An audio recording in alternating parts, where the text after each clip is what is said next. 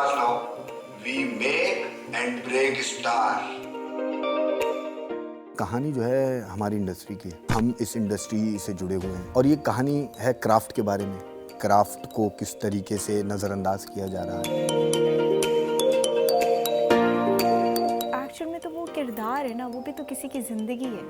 बुरी अच्छी है वो हमने कैसे सोच ली, या हमारे माशरे ने कैसे सोच ली। एक फनकार था अंदर जो बहुत जोश और खरोश से काम करता था।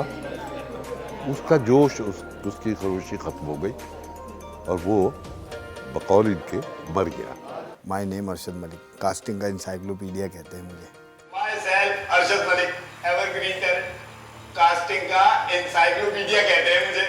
सर आपके लिए किरदार लाया हूँ सर, वो भी फरहान मकसूद की फिल्म का। तो वो वाली चीज़, वो हम इंट्रोडक्शन ही इस तरह से लेके आ रहे थे कि वो बंदे को इतना खुद पे भरोसा है कि मैं किसी को भी कास्ट कर लूँगा।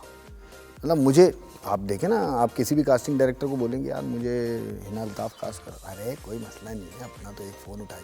वो ये नहीं बोलेगा कि चाहे वो 10 लोगों के बाद उसका कोई कनेक्शन मिल रहा हो, वो खुद डायरेक्ट कॉल नहीं कर पा रहा है, मगर फिर भी वो बोलेगा अरे कोई मसला नहीं है यार, मतलब मैं कास्टिंग डायरेक्टर हूँ।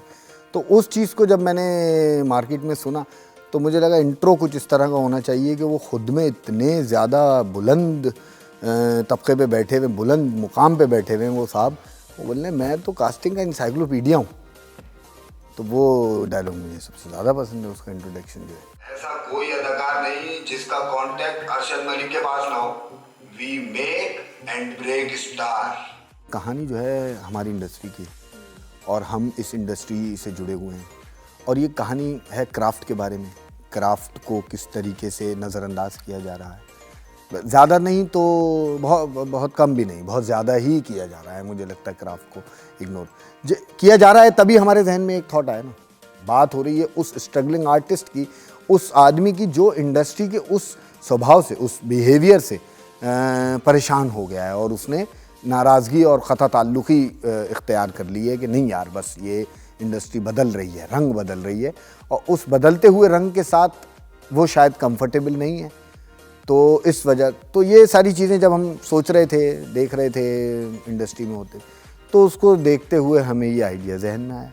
जब आप देखते हैं कि यार कास्टिंग डायरेक्टर का एक नाम आता है तो उसकी की हुई कास्टिंग देख के आपका दिल खुश होता है। आप बोलते हैं कि यार ये राइट कास्टिंग और ये अच्छी कास्टिंग।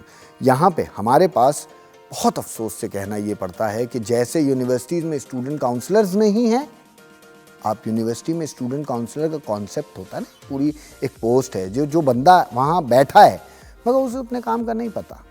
उसी तरह इस इंडस्ट्री में कास्टिंग डायरेक्टर की सीट पे बंदा बैठा है, उससे स्क्रिप्ट का कोई सीन पूछोगे तो उसे नहीं पता होगा। उसे सिर्फ डायरेक्टर की उतनी रील जो उस आजकल तो वॉइस नोट्स चल रहे हैं ना, वॉइस नोट्स ग्रुप पे आ जाते हैं कि देखो भाई इस तरह का लंबा सा हो, चौड़ा सा हो और ये हो, ऐसा हो और गोरा चिट्टा हो थोड़ा सा, हाँ हीरो अमीर दिखाना है, चलो ठीक है देख लो। ये इतनी टाइनी डिटेल एक कैरेक्टर के लिए जिस किरदार को आपने जिंदा करना है, वो मुझे लगता है ज़्यादती है उन आर्टिस्टों के साथ जो मेहनत कर रहे हैं, जो इंडस्ट्री में अच्छा काम करना चाहते हैं, जो बहुत छोटी छोटी चीज़ों को और छोटी छोटी अपनी ख्वाहिशात को या बड़ी बड़ी ख्वाहिशात को भी दबा के अपने क्राफ्ट को प्रैक्टिस कर रहे हैं। जो फेक कैरेक्टर जो हम एक और लिबाद चढ़ा लेते अपने ऊपर, जो मैंने चढ़ाया था मेरे कैरेक्टर ने, क्योंकि हमारी सोसाइटी एक्सेप्ट ही उन्हीं लोगों को करती है और हम जानते हुए भी हंस जाते हैं, बस हंसते हैं। एक्चुअल में मुश्किल बात है। चल रही हो, तुमने मुझे पता भी नहीं लगने दिया। तुमने किससे बताया फिल्म का? It's talk of the town, everybody knows. Confidential है मैडम। मुझे अक्सर लोग कहते हैं तुम ये बोल्ड बहुत है कैरेक्टर, ये ऐसा है कैरेक्टर। सो मैं कहती हूँ एक्चुअल में तो वो किरदार है ना, वो भी तो किसी की ज़िंदगी है। बुरी अच्छी है वो हमने कैसे सोच लिया, या हमारे माशरे ने कैसे सोच लिया। उसको तो आप ही ने बनाया है ऐसा, तो ही तो वो बनी है ऐसी। फिर आपने उसके ऊपर एक और निशान लगा दिया कि वो बोल्ड है। वो बोल्ड नहीं है, वो एक किरदार है और मैं एक आर्टिस्ट हूँ जो मैं उस किरदार को समझ सकती हूँ। हमाद के साथ दोस्ताना हाँ, मैं हमाद के साथ बहुत काम कर चुकी हूँ थिएटर में, और वो अच्छे मेरे दोस्त हैं। तो एक उस तरीके से लड़ना झगड़ना मैंने नहीं किया हमाद के साथ कभी लाइफ में पर मूवी में करना हुआ। सो उसके साथ कैरेक्टर मर्ज हो गया मेरा, मतलब एक साथ जुड़ गया, वो केमिस्ट्री दिखाने वाली। हाँ, मैंने इनसे बहुत कुछ सीखा, इन बच्चों से, क्योंकि मैं जैसे अभी पहले कह चुका हूँ कि ये बच्चे हमसे ज़्यादा ज़हीन है, बग़ैर रिहर्सल के ये ऐसा काम कर जाते हैं जो हम बहुत रिहर्सलें करके करते थे और वो सामने आता था देखने वालों के। तो ये बड़े ज़हीन बच्चे हैं इंशाल्लाह। बस इनमें जो ज़रा सी कमी है वो है जुनून की, ऑब्जर्वेशन की, कि जुनून और ऑब्जर्वेशन बहुत ज़रूरी है अदाकार के लिए। तो इंशाल्लाह ये कभी दूर कर लेंगे तो ये बहुत कमाल निकल के आएंगे। यहाँ वो शख्स नहीं रहता। जाते वक्त दरवाजा खुला छोड़ दीजिएगा, मैं इलेक्ट्रीशियन का इंतजार कर रहा हूँ। शुक्रिया। कोशिश की कि मैं अपने बच्चों को, बच्चियों को अपना जो तजर्बा है वो उनमें पहुँचाऊँ। कुछ ने वो अच्छा समझा, कुछ नहीं समझा कि नहीं हमें सब पता है, ये तो ऐसे ही खानों का पुराने लोग हैं। तो ऐसे मौके पे जहाँ ये होता था कि पुराने लोग हैं, वहाँ मैं चुप हो जाता था, फिर आगे नहीं।